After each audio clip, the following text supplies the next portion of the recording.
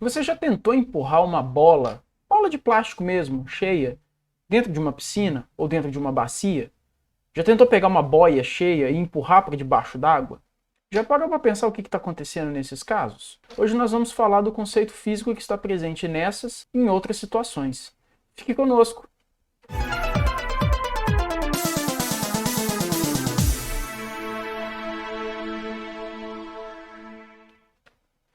Olá, meu caro estudante, seja muito bem-vindo. Eu sou o Guilherme, sou professor de Física. Hoje a gente dá continuidade ao nosso estudo sobre hidrostática. Hoje falando do um conceito muito importante que está presente nos exemplos que eu acabei de citar na abertura e em diversos outros também. Nós vamos falar do empuxo, conhecido também como princípio de Arquimedes, tá?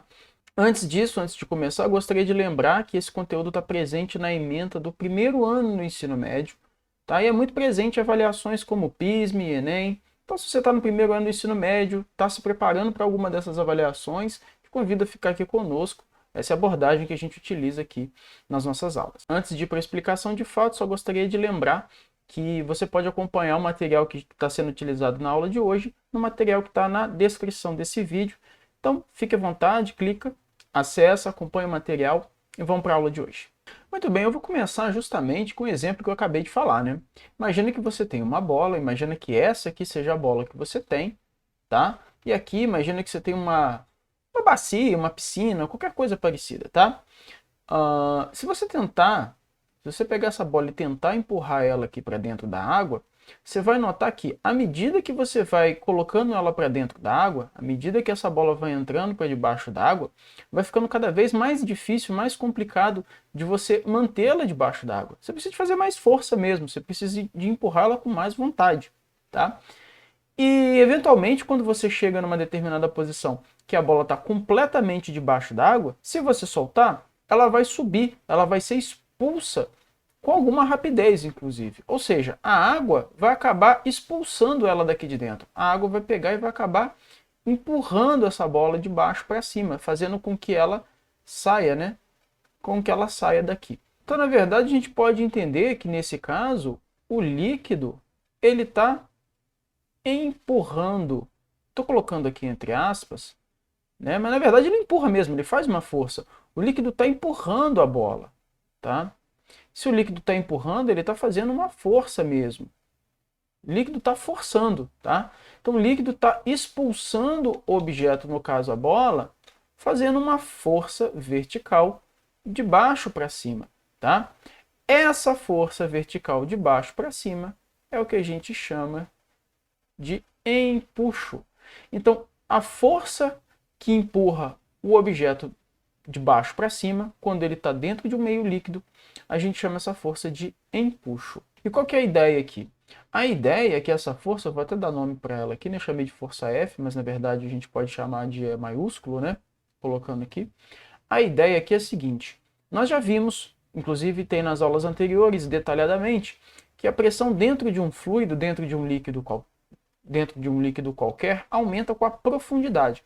Quanto maior a profundidade, quanto mais para baixo você mergulha naquele líquido, maior vai ser a pressão que você vai estar submetido. Então, um objeto como esse, nota que tem diferença de profundidade, desde a base do objeto, no caso da bola, até a parte de cima dessa bola, tá? Então, quando essa bola está dentro da água, ele está submetido à pressão por todos os lados, mas em particular, a pressão que está sendo exercida aqui na parte de baixo, no fundo desse objeto, vai ter maior valor do que a pressão que ele vai estar submetido aqui em cima. E por que isso? Por causa da profundidade. Aqui embaixo a profundidade é maior do que a profundidade daqui de cima. Então, se você tem pressão grande embaixo, pressão menor em cima, essa diferença de pressão é que produz uma força. E a força aqui que vai acontecer nesse exemplo é o que a gente está chamando de empuxo. Então, isso acontece com qualquer objeto que esteja no meio de um fluido qualquer, tá? Embora eu esteja utilizando aqui como exemplo a água, isso vale para uma substância que esteja no estado fluido, ou seja, não precisa ser apenas no estado líquido e nem precisa ser só água. Pode ser água, pode ser óleo, pode ser azeite, pode ser até uma amostra gasosa, tá? Pode ser uma massa de ar. A gente pode usar a mesma ideia para esses contextos, tá?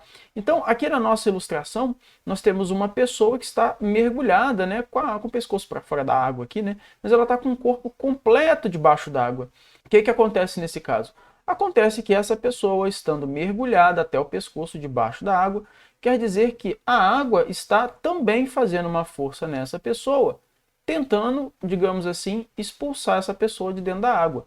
Existe uma força de baixo para cima atuando no corpo dessa pessoa. É por isso, inclusive, que quando você mergulha, quando você vai nadar, você sente seu corpo, entre aspas, um pouco mais leve. É muito mais fácil você conseguir se movimentar na água de baixo para cima do que de cima para baixo. Essa é uma ideia interessante, tá? É sempre mais fácil você erguer objetos que são, entre aspas, pesados quando você está dentro da água. E isso acontece justamente porque a água está, sim, de fato, te ajudando. Ela está empurrando esse objeto de baixo para cima, fazendo parte, digamos assim, do serviço para você, tá? Bom, quem foi responsável por observar esse fenômeno e formalizar esse fenômeno a primeira vez foi um sujeito chamado Arquimedes. Foi um sujeito grego, um estudioso grego chamado Arquimedes. E a ele a gente atribui o enunciado que está escrito aqui, que diz assim: todo sólido imerso, então, todo sólido imerso em um fluido em equilíbrio estará submetido a uma força vertical. Então vamos lá, vai estar submetido a uma força vertical e de baixo para cima e de valor igual ao peso do fluido deslocado. Então vamos por partes. Isso aqui a gente chama de princípio de Arquimedes, isso aqui é o que define o que a gente chama de empuxo, tá? Então primeira coisa, isso está sendo dito para qualquer sólido que esteja no meio de um fluido qualquer, desde que esse fluido esteja em equilíbrio. Então, por exemplo, uma pessoa dentro da piscina, estamos sempre pensando no fluido no estado de equilíbrio. E outra coisa também, né? Lembrando que é fluido, não estamos restringindo a líquidos. Pode ser líquidos, mas pode ser uma amostra gasosa também.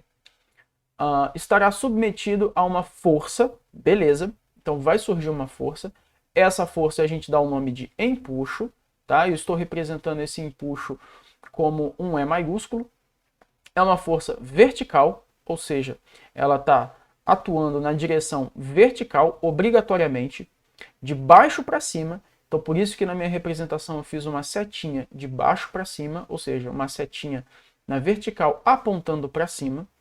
E o seu valor é igual ao... Aqui vem uma parte muito importante, ó.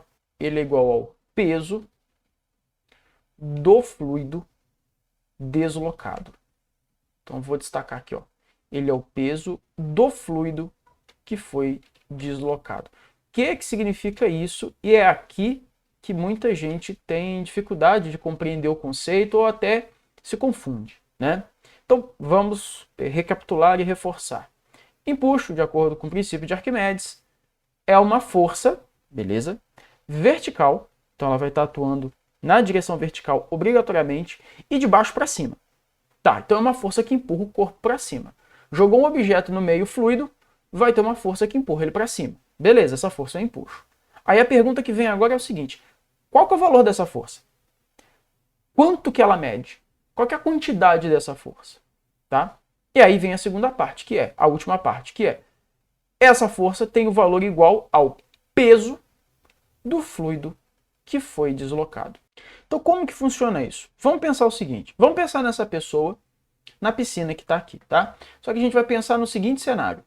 Imagina, vamos supor que essa é a piscina, estou aqui fazendo um desenho, um esboço muito basicão do que poderia ser a piscina que essa pessoa está mergulhada. Só que a gente vai fazer a seguinte consideração. Vamos imaginar que essa piscina que a pessoa mergulhou, ela está cheia até a boca. Até a borda. Tudo. É completamente cheia. Não tem aquele um palmo que normalmente a gente deixa, né? Se você já viu piscina de clube, piscina de algum lugar, normalmente a gente não enche até a boca, né? A gente deixa um pedacinho, né? A gente deixa um espaçozinho, um respiro, digamos assim, né? Justamente para que a água não transborde, ou que a água não entorne, né? Quando as pessoas forem entrando nessa piscina. Óbvio. Por quê? Porque, como todos nós sabemos, dois corpos não ocupam o mesmo lugar no espaço ao mesmo tempo. Se você entra numa piscina, a água tem que ceder espaço para você entrar ali, tá? Então, no nosso exemplo aqui, estamos considerando que a água está até a borda da piscina. Muito bem. Vamos supor agora que o nosso mergulhador, né, a pessoa que vai mergulhar nessa piscina, ela entra, pode ser igual da forma que está aqui feita na nossa imagem, né? A pessoa mergulha e fica com o pescoço para fora. Então o pescoço da pessoa está aqui, o resto do corpo está aqui. Então está aqui, ó, meu boneco muito bonito, indicando que a pessoa está com o corpo inteiro dentro da água e apenas com o pescoço, com a cabeça para fora da água, tá? Quando essa pessoa entrar aqui, obviamente, uma parte da água vai entornar. Pessoa entrou, a água tem que dar espaço para essa pessoa entrar, tá? O que eu vou fazer? Eu vou recolher essa água que entornou aqui, ó, um balde, uma bacia. Eu vou juntar essa quantidade de água aqui, ó, nesse balde, numa bacia. Então, ó, pessoa entrou dentro da piscina, a piscina estava completamente cheia d'água. No momento que a pessoa entrou na piscina, saiu uma determinada quantidade de água. É óbvio que a quantidade de água que escapou da piscina e entornou, e eu recolhi aqui no meu balde, tem que ser obrigatoriamente igual ao volume da pessoa. A quantidade de água representa exatamente o volume daquela pessoa que entrou na piscina. Então, quando a pessoa entra na piscina, ela desloca uma quantidade de fluido.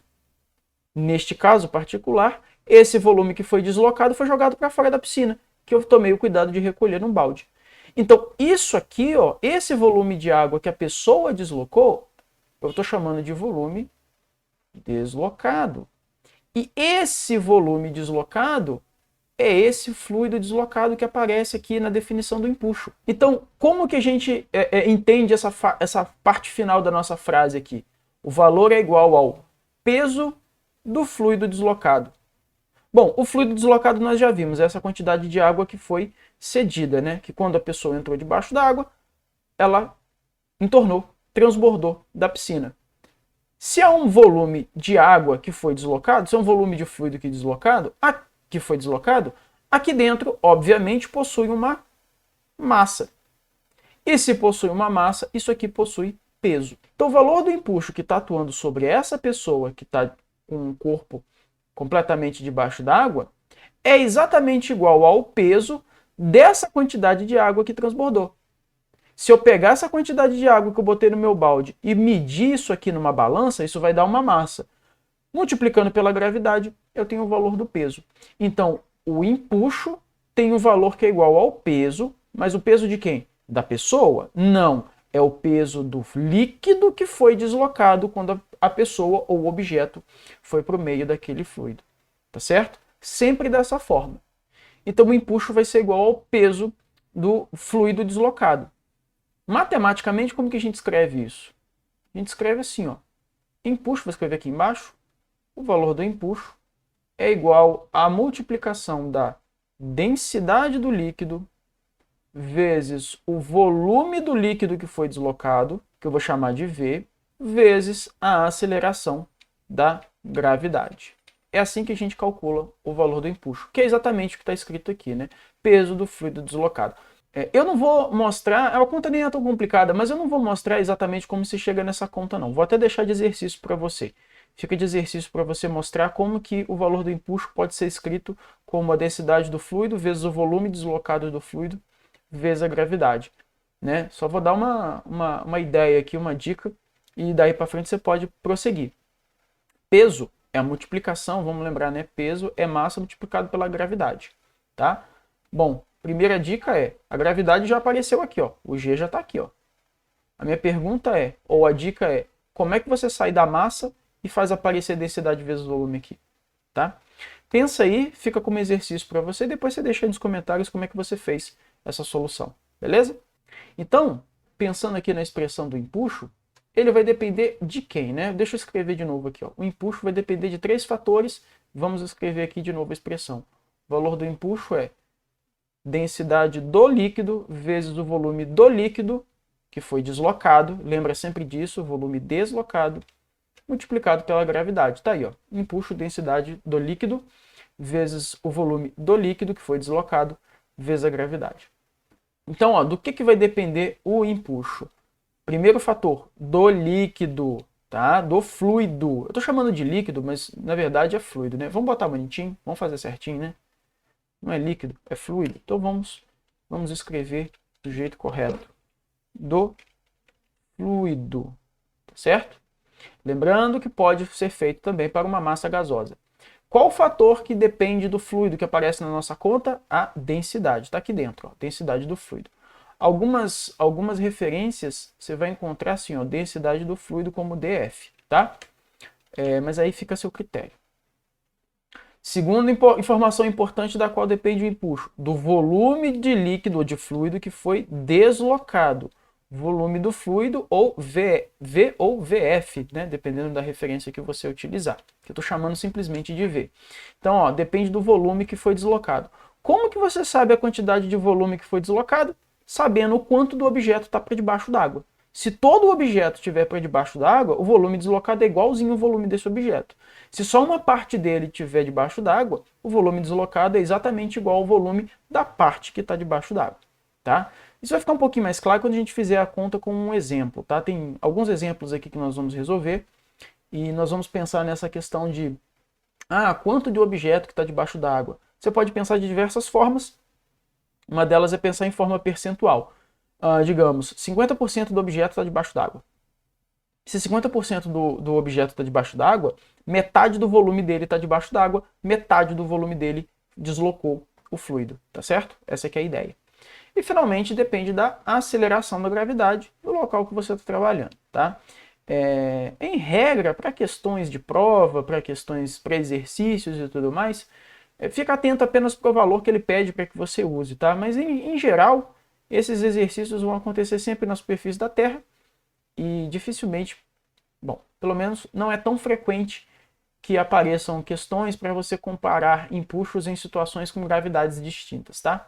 Em geral, o que vai mudar mesmo é o que vai pegar no exercício é você identificar qual que é o fluido e quanto do fluido que foi deslocado para poder fazer o cálculo do empuxo. Essa aqui é a ideia. Muito bem, vamos para um exemplo aqui, ó. Eu estou começando pelo segundo exemplo porque eu acho que é mais interessante assim, tá? Um iceberg cuja densidade é de... Então, ó, densidade de um iceberg. Iceberg é um bloco de gelo gigante, tá? Então isso aqui é a densidade do objeto em questão. Encontra-se, isso aqui é importante, hein? Encontra-se em equilíbrio de flutuação em um lugar onde a densidade da água, densidade do fluido, é 1,05 gramas por centímetro cúbico.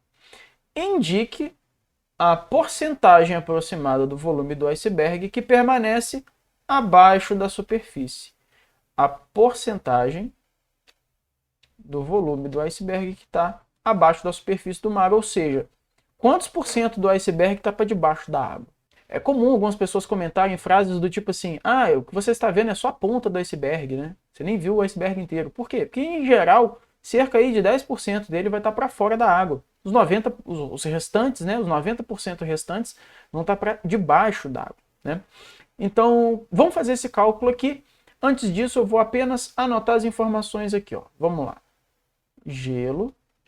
O que eu conheço do gelo? Eu conheço a densidade do gelo, que eu vou chamar de D minúsculo G, é 0,92 gramas por centímetro cúbico. Muito bem. Deixa eu ver se conhecemos mais alguma coisa aqui do gelo. Não, apenas isso.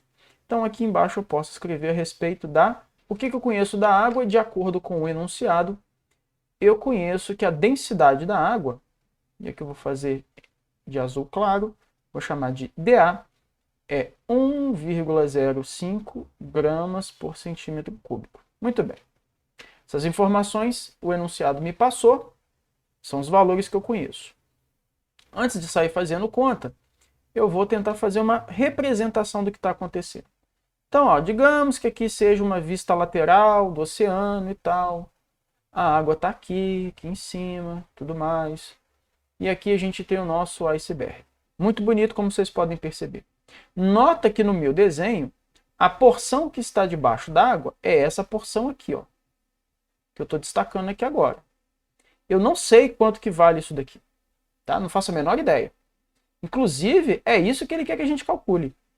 quanto que é o volume do gelo que está para debaixo da água. Muito bem, o que eu sei nessa situação? Eu sei que se isso é um bloco de gelo, ele tem massa, e se ele tem massa, ele tem peso. E o peso é nada mais do que a ação da força da gravidade puxando esse bloco para baixo. E se esse bloco está no meio de um fluido, no caso da água, a gente sabe que a água, sendo um meio fluido, vai tentar expulsar ele dali de dentro, fazendo uma força vertical de baixo para cima, que a gente dá o nome de empuxo. Eu disse a vocês que aqui tem uma informação importante, porque ele diz que está em equilíbrio de flutuação. O que significa esse equilíbrio de flutuação? Quer dizer que esse cara não está nem afundando e nem subindo. Ele está paradinho, ele está quietinho ali naquela posição. Em outras palavras, isso quer dizer que a força que puxa ele para baixo, o peso, deve ter valor exatamente igual à força que empurra ele para cima, ou seja, o empuxo. Então daqui a gente tira que o empuxo sobre esse iceberg tem que ter exatamente o mesmo valor do peso dele, tá certo? Muito bem. Para onde que a gente vai agora? Bom, primeiro vamos abrir a conta do empuxo. Como que a gente calcula o empuxo?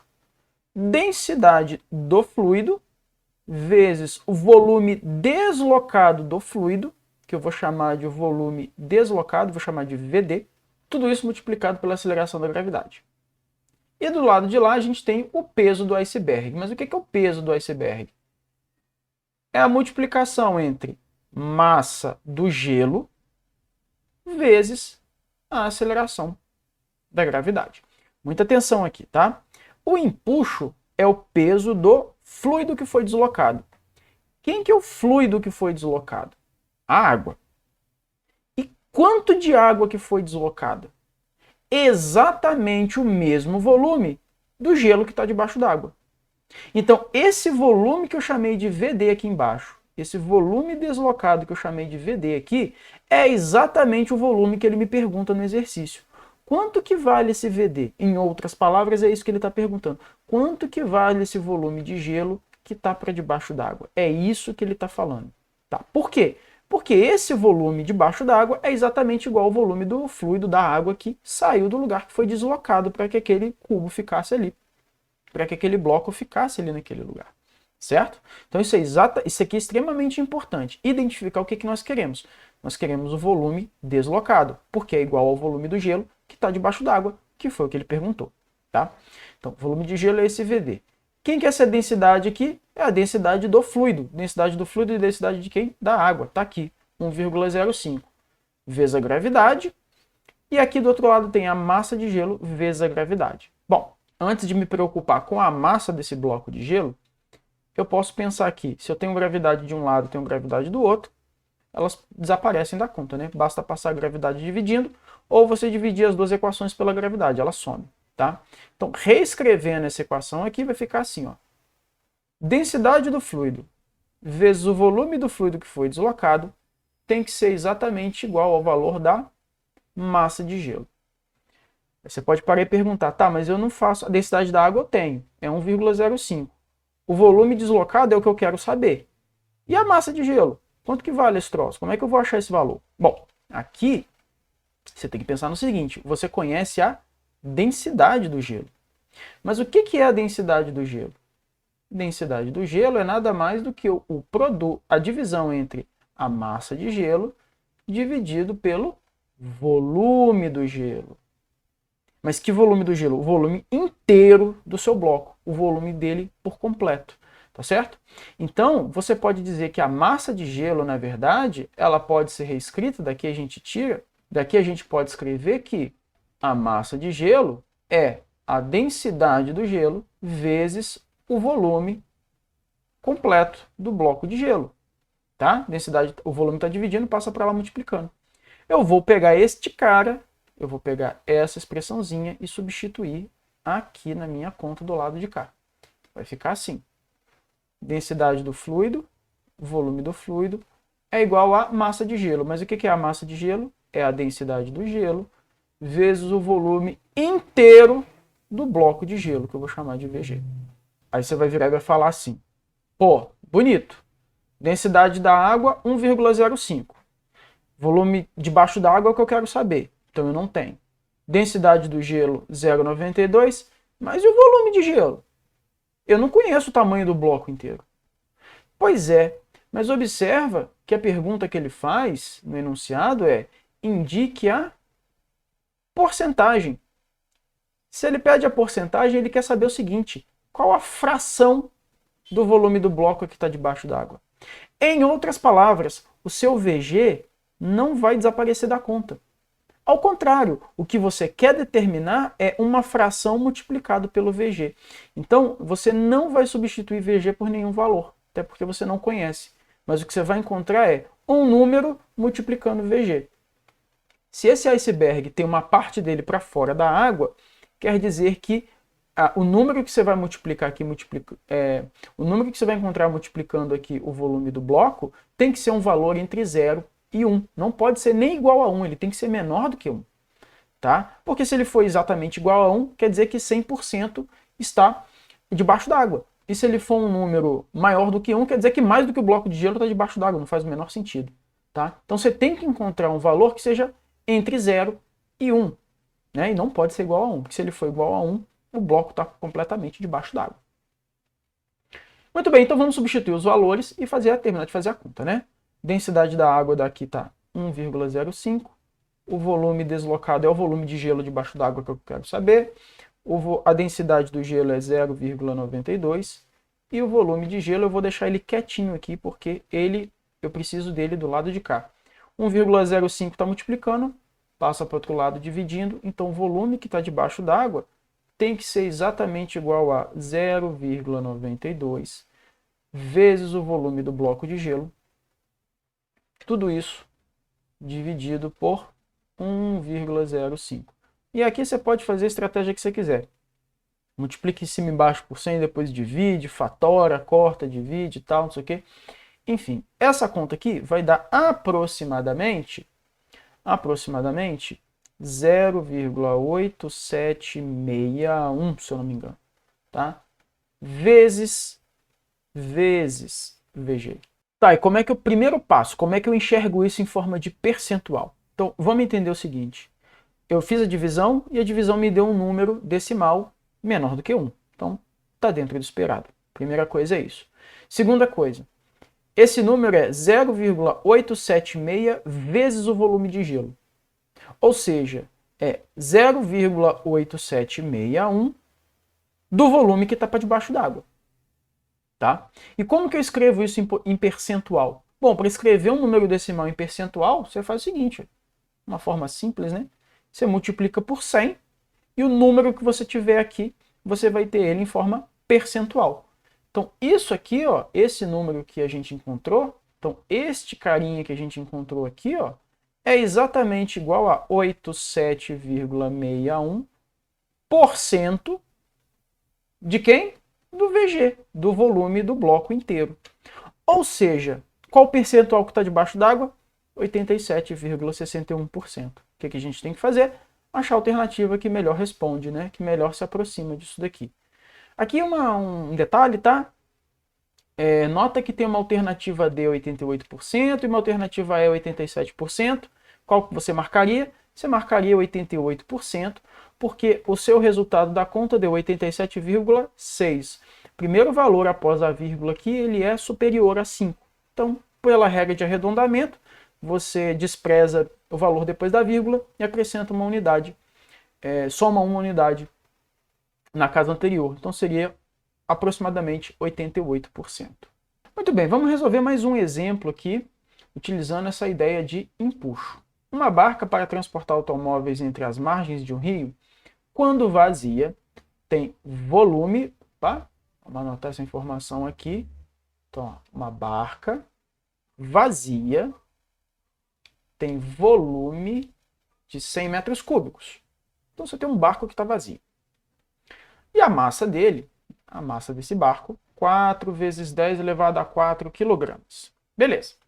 Considere que todos os automóveis transportados tenham a mesma massa, 1,5 vezes 10 a 3 quilogramas. Então, todos os automóveis têm massa igual.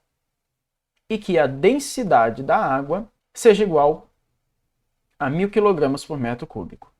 Uma coisa que você já deve ter observado, e se você não observou, eu chamo a atenção mais uma vez, que eu sempre chamo a atenção aqui, são as unidades, né? Quilograma, metro cúbico, quilograma, quilograma, metro cúbico, então tá tudo bonitinho até então. Vamos lá, pergunta. Número máximo de automóveis que pode ser simultaneamente transportado pela barca, obviamente sem ela afundar, corresponde a quanto? Então, qual que é a ideia? Vamos tentar entender primeiro a situação, fazer um desenho. Lembrando aquela mesma história, vocês sabem que o meu desenho não é legal, mas o objetivo aqui é você tentar enxergar o que está acontecendo. Então, o barco vazio vai estar aqui, né? Só que se você começar a colocar carro, aqui estão os carros. Agora, imagina que esse aqui sejam os carros. Então, 1, 2, 3, 4, um monte de carrinho aqui, tá vendo? Bom, se você começar a colocar carros nessa barca aqui, para começar a transportar, você está fazendo o quê? Você está aumentando a massa, você está aumentando a massa total do teu barco. O teu barco está ficando mais pesado. Só que o volume dele continua igual, o tamanho dele continua o mesmo. Então o que vai acontecer com essa galera? O barquinho vai afundando, porque você está aumentando a massa. Então o barquinho vai afundando. E se você colocar muito carro aqui, se você colocar muita gente aqui em cima, esse cara vai ficar todo debaixo d'água e vai começar a afundar. Obviamente você não quer isso. Não é isso que a gente quer. Então, qual que é a ideia aqui? A ideia aqui é o seguinte: no máximo, no pior cenário, no caso mais extremo hipotético, quantos carros eu consigo colocar dentro desse barco sem que ele afunde, conhecendo os valores que ele falou ali? Essa é a pergunta. Então a pergunta dele é o seguinte: eu vou amontoar quantos quadradinhos aqui em cima antes desse cara começar a afundar? Por completo. Então, para a gente pegar o caso limite aqui, ó, o pior cenário, né, vamos lembrar aqui, né? O que é o cenário com a barca vazia? Aqui, ó, tem quase nada dela debaixo d'água. Ela está praticamente toda para fora d'água. À medida que você vai carregando ela, que você vai colocando os carrinhos aqui dentro, ela vai aumentando a massa. Se ela vai aumentando a massa, ela vai afundando, vai afundando, vai afundando. À medida que ela afunda, ela vai deslocando líquido, vai deslocando líquido, vai deslocando líquido. Qual que é o limite que isso aqui pode acontecer? O limite que isso pode acontecer é quando todo barco tiver com todo o volume possível no limiar da superfície da água. Porque se ele passar disso, ele vai para dentro da água e pronto, afunda todo mundo. Entendido aqui a ideia mental? Então, eu vou pegar o limite em que todo barquinho esteja exatamente assim, ó. Ele está no limite, está no limiar. Mais do que aquilo ali, ele não pode. Se posar uma mosquinha ali em cima, todo mundo afunda. E aí eu vou contar depois o seguinte, olha, quantos bloquinhos, quantos carrinhos desse aqui eu consigo jogar aqui em cima, tá? Essa aqui é a ideia. Muito bem, como que a gente faz essa conta? Vamos organizar aqui, tá? Então, primeiro de tudo, vamos organizar os valores, eu vou deixar tudo bonitinho e aí a gente sai fazendo conta. Muito bem, valores anotados, a massa do barco é 4 vezes 10 elevado a 3 kg, está aqui. O volume do barco vazio, 100 metros cúbicos, tá? O volume é 100 metros cúbicos, volume vazio. Do carro, a gente sabe que a massa de cada carro que vai ser colocado no barco é 1,5 vezes 10 elevado a 3 kg. Muito bem. Nessa situação aqui, nessa situação limite, quais são as forças que vão estar atuando nesse barquinho? Duas forças que nos interessam aqui, na verdade, né? E aqui eu estou fazendo um outro parênteses, tá? Eu estou entendendo aqui, a partir desse momento, o meu conjunto barco, mais todos os carros que estão dentro dele, como uma coisa só. Eu não estou pegando cada carro individualmente e considerando nesse sistema, não. Eu vou entender que todos os carros dentro desse barco, junto com o barco, junto com todas as informações do barco, são uma coisa só, tá? Nessa perspectiva, aí sim a gente tem duas forças atuando, que é o quê? O peso que está atuando sobre esse barco, tá? Obviamente, esse peso que está atuando nesse barco não está se referindo apenas ao peso do barco, é o peso do barco somado com o peso de todos os carros que estão ali dentro, tá? E se esse troço aqui está flutuando, quer dizer que isso aqui está sendo equilibrado pela força que a água faz nesse barco para cima. Está sendo equilibrado pelo empuxo. Tá? Se o peso for maior do que o empuxo, o barco afunda. Se o empuxo for maior que o peso, o barco se desloca para cima. Então não vamos considerar nenhum dos dois casos, vamos considerar a situação de equilíbrio. Tá? Considerando a situação de equilíbrio, então, a gente diz que o empuxo sobre o barco carregado é igual ao peso deste barco, também carregado. Então, o que é o empuxo do barco carregado? É a densidade do fluido, que é a densidade da água. Ah, não anotamos a densidade da água, né? Vamos anotar aqui no cantinho, ó, água. O que eu sei da água? Sei a densidade da água, que é 1000 kg por metro cúbico. Está aqui. Muito bem. Então, vamos lá, voltando ao raciocínio. O empuxo é o quê? A densidade da água, que é a densidade do fluido, vezes o volume do fluido que foi deslocado, que eu vou chamar de volume de água, tá? Porque é o volume de água que foi deslocado, que saiu do lugar, tá? Já já nós vamos ver quem é esse valor aqui. Tudo isso multiplicado pela gravidade. Tem que ser equilibrado por quem? Pelo peso do seu barco. Mas não é o peso do barco sozinho. É o peso do barco carregado. Então, o que é o peso do barco carregado? Eu vou chamar de emisão. Emisão. Por quê? Porque a massa do barco carregado, cheio dos carrinhos ali dentro, vezes a gravidade. Tá bom? Só para deixar isso claro. Tá? Vou anotar aqui no cantinho, ó, dizer que quem é esse emisão? Emisão é massa de todos os carros mais a massa do barco. Só para simplificar. Se você quiser colocar isso aqui na conta, colocar a massa de todos os carros aqui mais a massa do barco aqui dentro, pode, não tem problema nenhum não. Vai dar certinho do mesmo jeito. Tá? Só para facilitar aqui a escrita, eu estou colocando desse jeito. Bom, a primeira coisa que a gente já pode fazer é gravidade cancela com a gravidade, né? Gravidade multiplicando dos dois lados, divide todo mundo pela gravidade, ela desaparece. Densidade da água está aqui, 1000 kg vezes metro cúbico. E o volume de água que foi deslocado... Ah, aqui que está.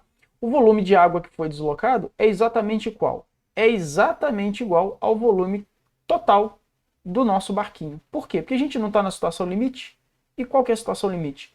Todo o barco está na superfície, está para baixo da superfície da água. Ou seja, ele está na situação limiar.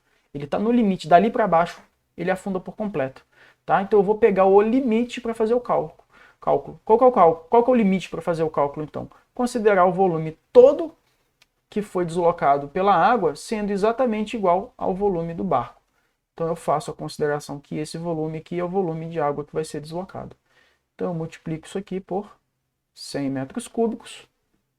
Isso aqui vai me dar, quando eu faço esse cálculo, isso tem que me dar o valor da massa total. Barco mais um monte de carro que está ali em cima. Então, multiplicando esses caras aqui, eu chego à conclusão que a massa total vai ser 100 vezes 1000 vai dar 100.000, né? Então eu vou escrever isso aqui em potências de 10. Vai dar 10 elevado à quinta, né? 1, 2, 3, 4, 5. Isso, 10 elevado à quinta quilogramas. Ou seja, a massa do barco mais as massas de todos os carros que ele consegue carregar, todo mundo junto, vai dar exatamente 10 elevado a 5 quilogramas. Então, vamos destrinchar essa parte da conta aqui agora. O que é o nosso emisão, então? Nosso emisão é a massa do barco somado com a massa de todos os carros. Mas quantos são esses carros? Não sei. São N carros. Se todos os carros têm a mesma massa, então a massa de todos os carros somados é N vezes a massa de cada um. Pensa assim, se eu tenho dois carros e cada um deles pesa, sei lá, 1000 quilos, a massa dos dois carros é 2 vezes 1000, 2000, 2 vezes a massa de um deles. Se eu tenho 10 carros com massa 1000 kg, a massa total vai ser 10 vezes a massa de cada um deles. Então, se eu tenho aqui N carros e cada um deles com a massa de 1,5 vezes 10 a 3, substituindo os valores aqui, vai ser N vezes 1,5 vezes 10 elevado a 3. Então, agora aqui é só a gente substituir os valores e fazer a conta. Então, ó, emisão, quanto que eu encontrei? 10 elevado a 5. Então, 10 elevado a 5. Massa do barco. Massa do barco está aqui, ó, 4 vezes 10 elevado a 3. Mais o número de carros vezes a massa de cada um deles, tá? Ah, precisa escrever a conta exatamente desse jeito? Eu tenho que obrigatoriamente fazer N, escrever essa equaçãozinha assim? Não, você não precisa. Você pode fazer por pedaços. Você pode descontar o barco primeiro e dividir pela massa de cada carro e você acha o número deles. É isso que nós vamos fazer. Só que eu estou escolhendo mostrar a equação passo a passo aqui, detalhe por detalhe, beleza? Mas você tem a liberdade de fazer de outra forma, se assim você achar interessante. Então, trazendo a conta aqui, vai ficar 10 elevado a 5. 10 elevado a 5, olha só. Vou passar o 4 vezes 10 ao cubo. Opa, pera aí, tá certo isso? Anotei um valor errado aqui, hein, gente, ó. Que não é 4 vezes 10 ao cubo não, aqui é 4 vezes 10 a 4. Massa do barco, 4 vezes 10 a 4. Então aqui é 10 elevado a 4. Vamos corrigir, aqui não é 10 elevado a 3 não, aqui é 10 elevado a 4. Agora sim. Muito bem. Então 4 vezes 10 elevado a 4 está aqui, eu posso jogar para o outro lado, trocando o sinal, né? Tá mais aqui, vai para o lado de lá, menos. Então vai ficar 10 a quinta, menos 4 vezes 10 elevado a 4. Isso é igual a o número de carros vezes a massa de cada um deles, que é 1,5 vezes 10 elevado a 3. Aí sim. Muito bem, como é que a gente faz essa subtração aqui, ó? Então, ó, atenção, hein? 10 a quinta e 10 a quarta. Você não pode subtrair direto. O que eu acho mais interessante fazer nesse caso é 10 elevado a 5 é a mesma coisa que 10 vezes 10 elevado a 4, tá? Se você multiplicar, você volta para o 10 elevado a 5, né? Multiplicação de potência de mesma base, repete a base e soma os expoentes. 4 mais 1 dá 5, então você volta para cá. Tá? Então, eu estou desmontando isso aqui num produto, tá? Que agora sim, eu tenho 10 vezes 10 elevado a 4, menos 4 vezes 10 elevado a 4. 10 a quarta, é só subtrair o 10 menos 4 aqui, que vai dar 6. Do lado de lá, a gente continua com um n que multiplica 1,5 vezes 10 a 3, está aqui.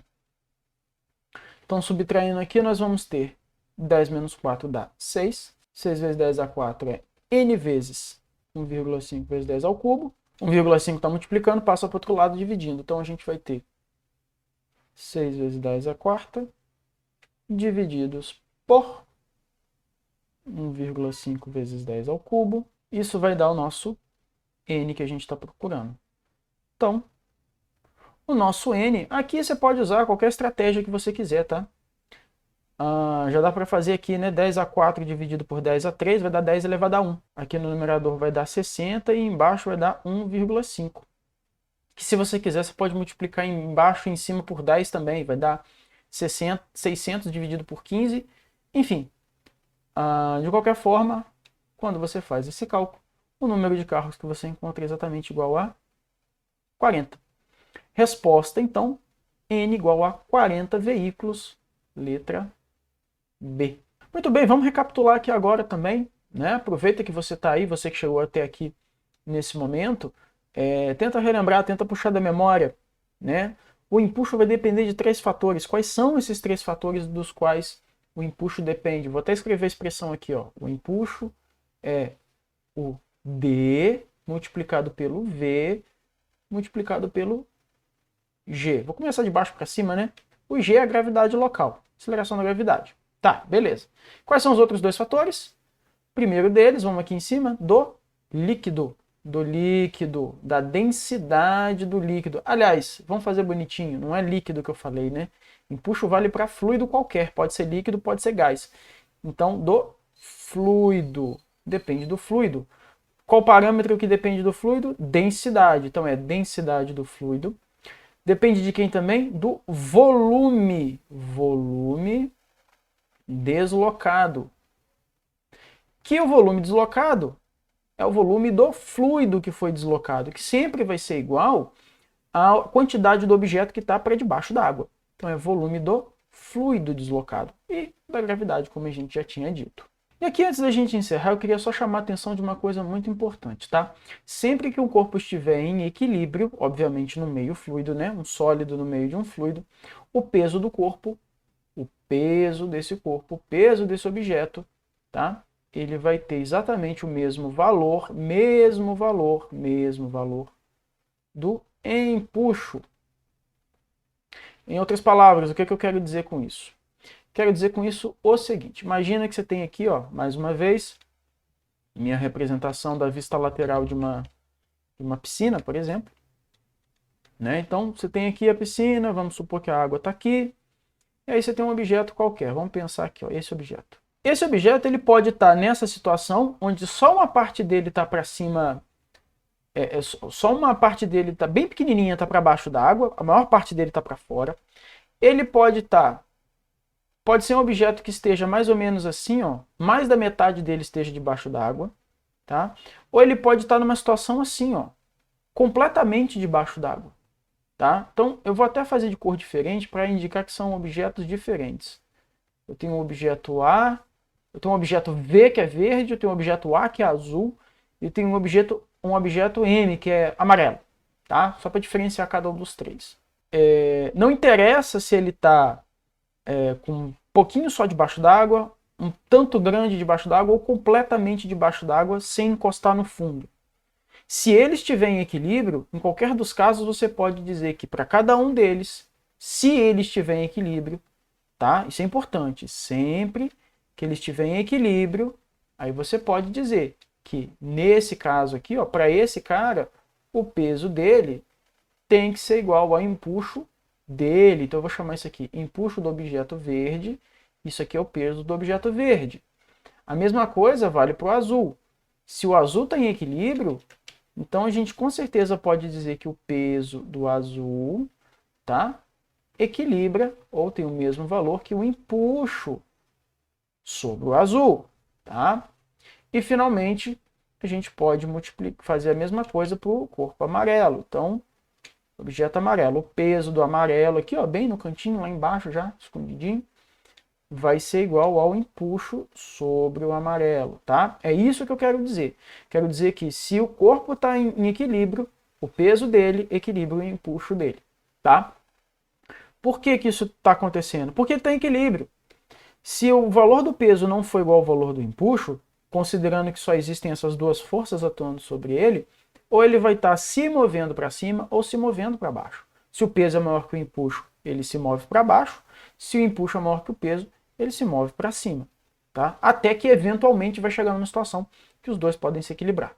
Tá? Essa é que é a ideia. Isso é o último detalhe que eu queria chamar a atenção. Tá certo? Muito bem, então é isso, meus estimados colegas. Chegamos ao final da aula. Foi uma aula bem extensa, principalmente pela resolução dos exemplos que aparecem ali no meio, tá certo? Espero que tenha ficado claro como que resolve os problemas. Tá? Agradeço você que chegou até o final, você que chegou até aqui. Tá? Reveja os exercícios com calma, faça com bastante atenção, tá certo? Peço que você aproveite o embalo, já que está aqui agora, e faça esse último exercício. Escreve aí no seu caderno agora 2 ou 3 frases, aquela ideia, aquele exemplo, aquele conceito, aquilo que mais te marcou do que aconteceu na aula de hoje. Mas faça de verdade, escreva, registre no seu caderno. Se você quiser, evidentemente, compartilhe conosco na seção de comentários. Sempre bom para a gente trocar ideias e ir elaborando e melhorando o nosso aprendizado, tá certo? Contribuindo, enriquecendo nossas discussões aqui, tá? Mas não deixe de fazer. Faça agora, aproveita rapidinho, registre no seu caderno essas ideias, tá certo? Então é isso, eu espero ter ajudado. Forte abraço e cuide-se bem.